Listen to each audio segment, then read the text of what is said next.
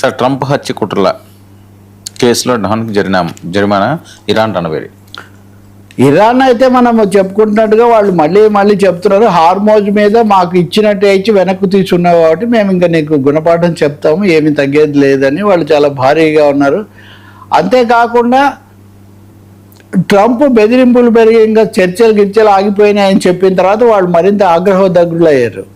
Trump ఊరికి అనడమే కాదు, నిన్న దాదాపు 162 లక్ష్యాలను టార్గెట్గా చేసుకొని అక్కడ బాంబులు వేయడం, దాడులు చేయడం అన్నది ట్రంప్ చేశారు. సో దాంతో ఒక్కసారిగా ఇరాన్ సమస్య మళ్ళీ మొదటికి వచ్చిందని. ఇప్పుడు ఇది చాలన్నట్టుగా ఇజ్రాయెల్ ప్రధానమంత్రి నెతన్యాహు ట్రంప్ను హత్య చేయడానికి పథకం రూపొందింది, అది మాకు అందింది, మేము దాన్ని వాళ్ళ సైనిక కార్యాలయం పెంటగాన్కు పంపించాము. ఇరాన్ రెవల్యూషనరీ గార్డ్స్ అనే వాళ్ళలో నుంచి సులేమాన్ అనేవాడు ఒకడు బయలుదేరాడు, దీనికోసం వెళ్ళి అతను అన్ని మాట్లాడి వచ్చాడు. సో ఈ ఏర్పాట్లు అయిపోయి ఈ సమాచారం పూర్తిగా ఉంది. ట్రంప్ హత్యకు పథకం అన్నది ఇజ్రాయెల్ ద్వారా, ఇప్పుడు ఇరాన్ చేసిందని ఇజ్రాయెల్ ద్వారా రావటం, దానికి తగినట్టే ఇజ్రాయెల్ ప్రధానమంత్రి పెద్ద హెచ్చరిక చేశాడు, మీరేదో యుద్ధం అయిపోయింది అనుకుంటున్నారు, అయిపోలేదు, మీరు అన్నిటికీ మూల్యం చెల్లిస్తారు, మీరు కనుక మమ్మల్ని ఏమైనా టార్గెట్ చేస్తే మీకు ఎలా పాఠం చెప్పాలో మేము పక్కాగా ఉన్నామని వాళ్ళు చెప్తున్నారు. ఇజ్రాయెల్ చెప్తోంది, ట్రంప్ పైకి చెప్పడం లేదు. కానీ అమెరికా చేస్తున్నదంతా ఆఖరికి మా అణుస్థావరం కూడా, అణుకేంద్రం మీద కూడా దాడి చేశారని చెప్పి ఇరాన్ ఆరోపిస్తుంది. వీటన్నిటి పర్యవసానాలు ఎలా ఉంటాయి, అణుధార్మిక శక్తి విడుదలైతే ఏమవుతుంది? సో ప్రపంచ దేశాలు చాలా తీవ్రంగా పరిగణిస్తున్నాయి. ఇలా అంతకంతకు ఈ ప్రమాదం పెరుగుతోంది, ట్రంప్ ఏమో దారికి రావట్లేదు అన్నటువంటి అంశాలు. ఇంక ఇప్పుడు మళ్ళీ నా హత్య కూడా కుట్రపన్నారు అనే దాన్ని ఆధారం చేసుకొని తను మరింత రెచ్చిపోతే దాని పర్యవసానాలు ఎలా ఉంటాయి, how Iran reacts, flare up మొత్తానికి ఇది మరింత ప్రజ్వరిల్లుతుంది. ఇంకా ఆశలు పోయాయి.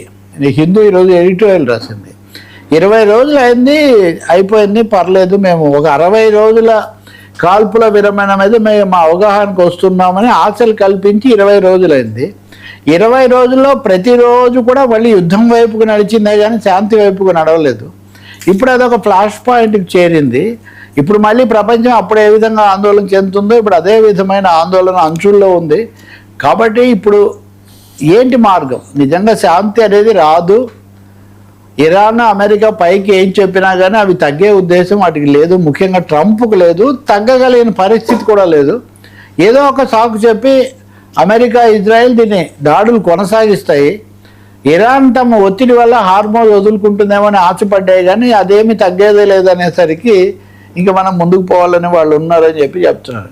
సో రామాయణంలో పిడకలు ఎట్లాగా వీటి మధ్యలో ట్రంప్కు నిన్న ఆయన ఎవరో ఒక రచయిత్రిని గతంలో వేధించారని ఒక కేసు ఉంది. ఆ కేసులో ఒక $5 మిలియన్ ఫైన్, జరిమానా కూడా న్యూయార్క్ కోర్టు వేసిందనమాట. సో ఇప్పుడు ఆయనకు మామూలు సమస్యలే కాకుండా ఇలాంటి సమస్యలు కూడా, వీటితో ఆయన ఇంకా రెచ్చిపోయి ఇంకా ఎక్కువ ఏం చేస్తాడని ప్రపంచం ఆందోళన పడుతుంది. ఖచ్చితంగా చెప్పాలంటే ఏదో సామెత చెప్తారు కదా, అసలే ఇది ఆ పైన కళ్ళు తాగింది అని, ఇప్పుడు అలా తయారైందని ఆందోళన చెందుతున్నారు.